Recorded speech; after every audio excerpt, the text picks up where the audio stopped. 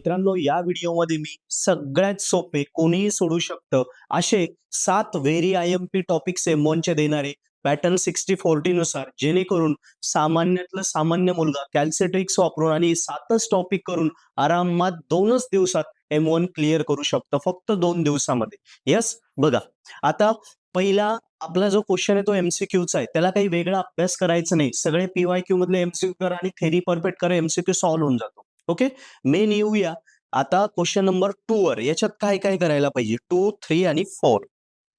बघा, तुम्हाला इथे दिसत असेल, हे मी वरती घेऊन घेतो. बघा, क्वेश्चन नंबर 2 जो आहे याच्यामध्ये रोल्स थेरम, LMVT आणि CMVT हे तिघं आहेत. तिघं एक्झॅक्ट सेम आहे, काही फरक नाहीये. यस, हे तिघं वरचे 2-2, 4-4 प्रॉब्लेम जे आहेत ते करा आणि LMVT वर डेरिव्हेशन्स येतात.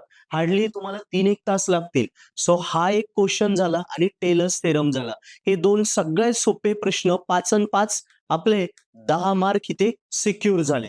ओके, आता क्वेश्चन नंबर 2 मध्ये म्हणजे क्वेश्चन नंबर 3 मध्ये हा युनिट 1 गेला, बरोबर.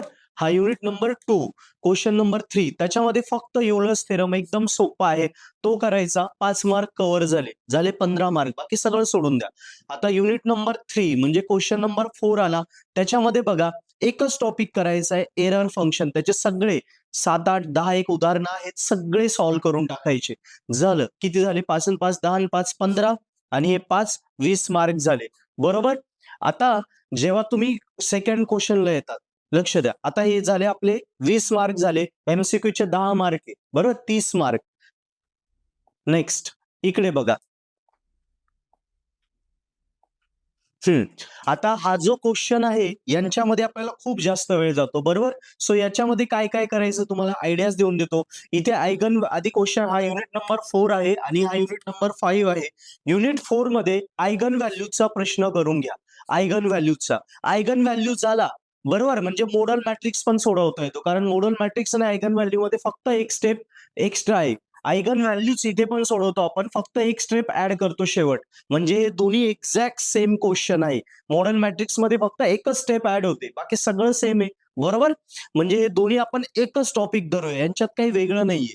येस, आता किती झाले? 5 टॉपिक झाले होते, हा 6वा टॉपिक. किती टॉपिक झाले आपले? 1 2 3 4 4 टॉपिक झाले. हे दोन्ही सेमच आहे, म्हणजे 5. आणि कॅली हॅमिल्टन हा झाला आपला 6वा टॉपिक. कॅली हॅमिल्टन पूर्ण आणि आयगन व्हॅल्यू, आयगन वेक्टर सगळे कॅल्सीवरच सोडवायचे, मॅन्युअली करायचे नाही. मॅन्युअली केले की खूप वेळ जातो, कॅल्सीवर पटापट होता.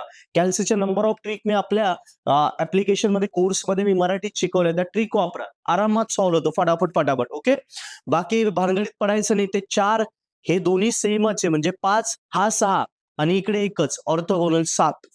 7 प्रश्न करायचे बस, आपलं आरामात स्कोरिंग. ओके, हे 5, हे 5 आणि हे 5. या पेजवर किती आले आपले? 15 मार्क. हे दोघं पण केले, हा ना सेमच आहे, तरी आपला कव्हर होऊन जात आहे, बरोबर. आणि हे किती झाले? 20, 35 मार्क झाले इथे. यस, MCQ चे 10 मार्क. थेरी मध्ये आले 7 प्रश्न, 7-5 35 मार्क. बघा, 7-5 35 मार्क कव्हर झाले. आणि MCQ जे आहे, MCQ मध्ये 10 आहे, बरोबर, 10 मार्क आहे. 10 पैकी ऍटलिस्ट आपल्याला 5-6 तर मार्क पडतील. झाले ना 41 मार्क आउट ऑफ 60, झाले ना पासिंग. 2 दिवसातच पास होतो आपण. यस, इथे 10 पैकी 10 पण पडतं मुलांना, सो 45 मार्क पण इथे कव्हर होऊ शकतात फक्त 2 दिवसात. परत किती टॉपिक दिले? 60 टॉपिक दिले. प्रत्येक टॉपिकला 2.5 ते 3 तास, म्हणजे 16 ते 20 तासात पूर्ण M1 क्लिअर होतो. आणि प्रत्येक टॉपिकवर किती उदाहरणं सोडवायची? 2.5 ते 3 तासात साधारणतः 6-7 उदाहरणं प्रत्येक टॉपिकवर सोडवायची. संपलं. बघा, इतकी सोपी स्ट्रॅटर्जी मी दिली, फॉलो करा, आरामात स्कोरिंग होतं. पुन्हा रिवाइज करून देतो. लक्षात घ्या काय काय करायचं आपल्याला. युनिट 1 मध्ये रोल्स थेरम, CMVT आणि LMVT, CMVTचे डेरिव्हेशन पण आणि टेलर्स थेरम. युनिट 2 मध्ये युलर्स थेरम. युनिट 3 मध्ये error and approximation. Unit number जो 4 आहे तिथे फक्त ऑर्थोगोनल, कारण इथे वर्षासरे सोपं आहे, लिनियर इंडिपेंडंट, कन्सिस्टन्सी वगैरे, पण तिथे खूप वेळ जातो.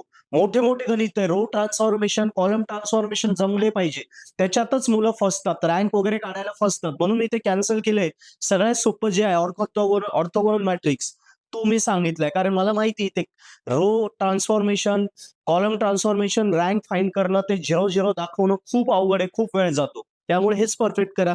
आयगन व्हॅल्यू आणि मोडल मॅट्रिक्स दोघं सेमच आहे आणि सीएसटी हे सगळे कॅल्क्युलस सोडवायचे जे फटाफट सॉल्व्ह होता. क्लिअर? संपलं. एवढं केलं आपल्याला बरोबर 2 दिवसात आपला मोल्स आरामात स्कोरिंग होतो. आणि याच्या आधीच्या व्हिडिओमध्ये मी 60-40च्या आपल्या पॅटर्नमध्ये 70 पैकी 70 कसे घ्यायचे ती पण व्हिडिओ मी दिलेली. सॉरी 60 पैकी 60 म्हणजे नवीन पॅटर्नमध्ये 60 पैकी 60, जुन्या पॅटर्नमध्ये 70 पैकी 70. सो सिलेबस सेमच आहे. सो 60 पैकी 60 कसे घ्यायचे ती पण व्हिडिओ ऑलरेडी दिली, ती रेफर करा. ज्याला आउट ऑफ घ्यायचे येस हार्डली 5-6 दिवसामध्ये आणि ज्याला आपल्याला हार्डली 2 दिवसामध्ये 45 एक मार्क पाडायचे त्यांनी ही व्हिडिओ फॉलो करायची. यस. सो बेस्ट ऑफ लक. आपला कोर्सेस आवडत असतील, कॅल्सी ट्रिक्स समजत असतील, आपल्या फ्रेंड्सलाही नक्की आपल्या कोर्स विषयी सजेस्ट करा. थँक्यू.